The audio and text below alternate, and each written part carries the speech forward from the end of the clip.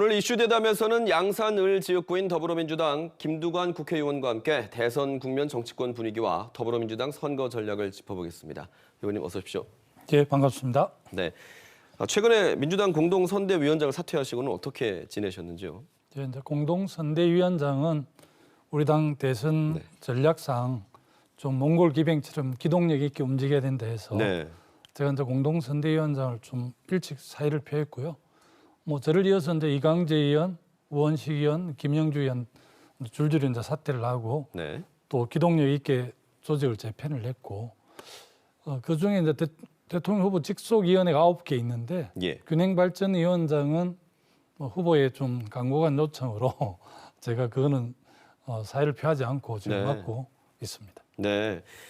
앞서 말씀하셨지만 이제 몽골 기병처럼 날렵한 선대위를 구성해야 된다 하면서 민주당이 이재명이 아니라 이재명의 민주당을 만들겠다 하면서 선대위를 전면 개편했는데 지금 그러면 그 날렵한 선대위 잘 하고 있다고 보시나요? 예, 뭐 이재명 후보만 보이고 선대 활동이 안 보인다 이런 비판도 일부 있기는 하지만 대체적으로 뭐 대선 후보 중심으로 선거 전략 홍보를 짜는 게 상식이기 때문에 저희들이 그렇게 개편한 게 상당히 좀 국민들에게 좋게 비치는지 며칠 전 여론조사에서 국민의힘보다는 민주당 선대위 그 포진이 훨씬 더 좀 그 여론의 높은 지지를 받았거든요. 그런 측면에서 보면 좀 이렇게 간편하게 후보 중심으로 기동력 있게 이렇게 선거 대책이 짜진 게 잘 된 것 같습니다. 네.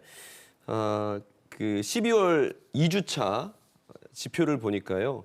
지금 4자 대결을 기준으로 봤을 때 이재명 후보가 윤석열 후보를 좀 앞서는 것으로 나타나고 있어요.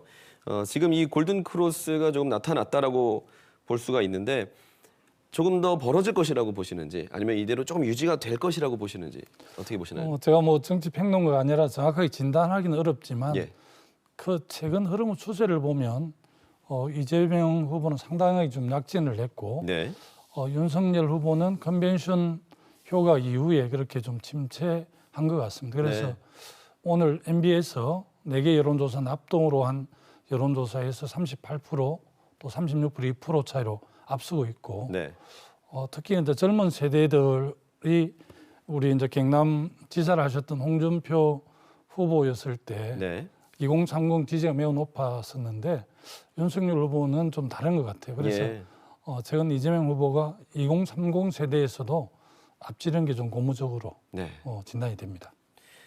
그럼에도 불구하고 지금 보면 부산, 울산, 경남의 지지율은 여전히 국민의힘의 윤석열 후보가 앞서고 있거든요. 이 부울경에서의 지지율은 어떻게 평가하십니까? 여기서도 반전이 좀 있을까요? 좀 알다시피 이제 이 국민의힘의 전통적인 기반이 영남이고 또 PK도 굉장히 강한 지지 기반을 갖고 있죠.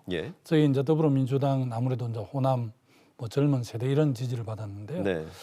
최근에 그래도 고무적인 것은 뭐 여러 여론조사가 조금씩 차이는 있긴 하지만 30% 이상 나오고 오늘 그 MBS 그 4개 여론조사 기관에서는 한 2% 정도 차이로 바짝 이렇게 따라붙었더라고요. 실제 이제 대선에 저희들이 승리하려고 그러면 부울경에서 한 40% 정도 득표를 해야 되는데 그런 측면에서 오늘 어제 여론조사는 매우 고무적이고 저희들이 더 현장에서 열심히 해야 되죠. 저희들은 이제 선거 대책위를 재편을 하면서 우리 당 소속 국회의원들이 169명인데요. 현장에 가서 구석구석 이렇게 현장을 좀 돌아보고 국민들의 민심도 청취하고 또 현장의 목소리를 선거 전략에 반영할 수 있도록 그렇게 재편을 했는데 그런 효과인지는 모르겠습니다만 대체적으로 지금 부울경에서도 상당히 약진하고 있고요.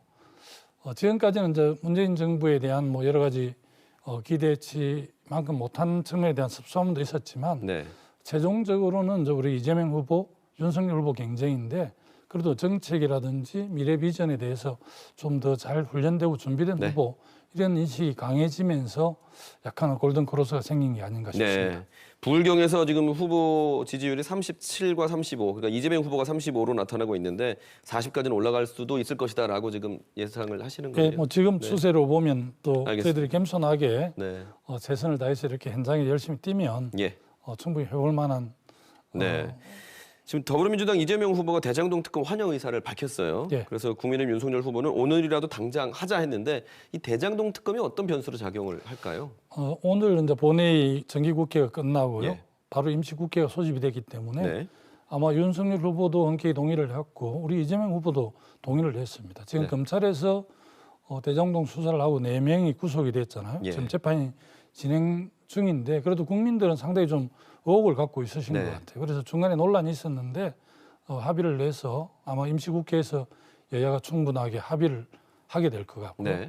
사실은 이제 뭐 제한을 두지 않고 하기 때문에 처음에 이제 뭐 서로 이렇게 각 당에서 공방을 하고 있긴 한데 우리 입장에서 보면 대장동 개발에 상당히 이제 그 시드머니가 된 게 부산저축은행에서 한 1,000억 정도를 지원한 거였거든요. 그걸 이제 수사 담당 책임자가 그 당시 윤석열 부장검사였기 때문에 그걸 포함하느냐 안 하느냐 이런 논란들이 있었고요.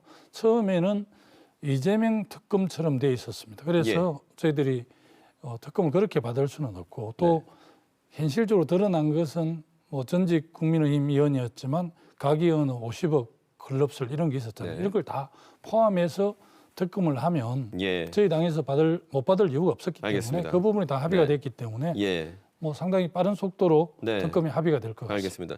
최근 개헌 국민연대와 함께 국회에서 국민 개헌안을 발표하셨는데요. 이 내용은 뭔지 좀 핵심만 짤막하게 얘기해 주실까요? 지금 우리 헌법 체계가 이제 87년 헌법 체제인데요.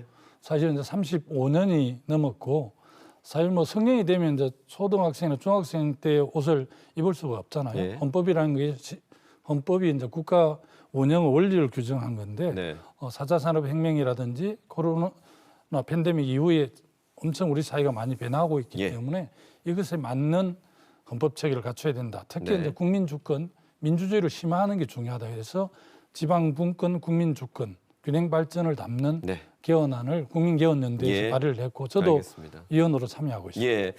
끝으로 개인적인 질문을 좀 드리겠습니다. 예상을 하셨을지도 모르겠는데요.